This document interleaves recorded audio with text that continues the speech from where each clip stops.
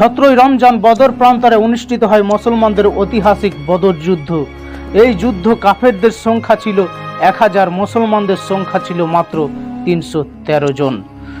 কোন ইতিহাসে এর সংখ্যা উল্লেখ করা হয়েছে 317 জন। বদর প্রান্তরে 17ই রমজান 2য় হিজরি 624 খ্রিস্টাব্দে 13ই মার্চের সেই যুদ্ধ আজকের মুসলমানদের জন্য এক জ্বলন্ত উদাহরণ। দুই দলের যুদ্ধ শুরু হওয়ার আগে কাফেররা যখন দেখল মুসলমানরা অল্প সংখ্যক সৈন্য নিয়ে যুদ্ধের ময়দানে যুদ্ধ করতে এসেছে, তখন কাফেররা ঠাট্টা করে বলল, প্রথমে আমাদের 3 জন যোদ্ধা পাঠাচ্ছি, সাহস থাকলে তোমাদের সেরা 3 জনকে পাঠাও। কাফেরদের 1000 সৈন্য দেখে সাহাবারা সাহস হারাননি, বরং কাফেরদের চ্যালেঞ্জ গ্রহণ করে সাথে সাথে এগিয়ে যান মুসলিম 3 বীর যোদ্ধা। কাফেরদের পক্ষে উতবা বিন রাদিয়া, সাইবা বিন রাবিয়া, আল ওয়ালিদ বিন উতবার মতো তৎকালীন রণকৌশলে পারদর্শী 3 শ্রেষ্ঠ যোদ্ধার সামনে মুহূর্তেই দাঁড়িয়ে যায় মুসলিম বীর 3 যোদ্ধা, উবাইদা বিন হারিস, হামজা বিন আব্দুল মোতালিব এবং আলী ইবনে আবু তালিব।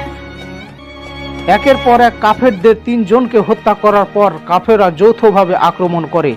মাত্র 313 জন ইমানি শক্তির কাছে সেই যুদ্ধে কাফেররা পরাজিত হয়েছিল।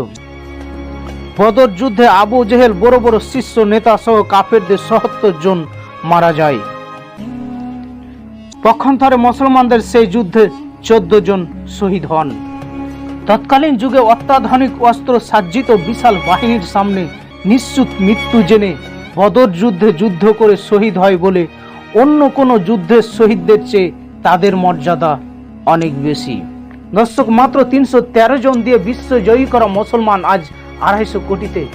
আজ মুসলমানরা রমজান মাসে রোজা নামাজ আদায় করে, কিন্তু রমজান মাস থেকে শিক্ষা নিয়ে বদর বাহিনীর মতন একটি বাহিনী তৈরি করতে তারা ব্যর্থ। দর্শক, যে মুসলমান গোটা বিশ্বকে শাসন করেছিল, উল্টো আজ তারাই শাসিত। কেন মুসলমান নির্যাতিত? কেন মুসলমান নিপীড়িত? কেন মুসলমান মাইর খায়? কেন মুসলমান না খেয়ে মুখ থুবড়ে রয়? দর্শক, শুধু মুসলমানরা আজ নামাজ রোজাকে ইবাদত মনে করে, জিহাদ যে একটি গুরুত্বপূর্ণ ইবাদত সেটা ভুলে গিয়ে রুটি রুজির পিছনে ছুটতে গিয়ে বীরের জাতি থেকে আজ বিড়ালের জাতিতে পরিণত হয়। দর্শক, মাত্র 313 জন দিয়ে বিশ্ব জয়ী করা মুসলমান আজ 250 কোটিতে। কথা ছিল তারাই গোটা বিশ্বকে শাসন করবে, কিন্তু তারাই উল্টো শাসিত। ভীতি ও ক্লান্তি কালকে দূর করে আবার রমজান মাস থেকে শিক্ষা নিতে হবে, জিহাদের পথে এগিয়ে যেতে হবে, তবেই মুসলমানদের জয়, না হলে পরাজয়।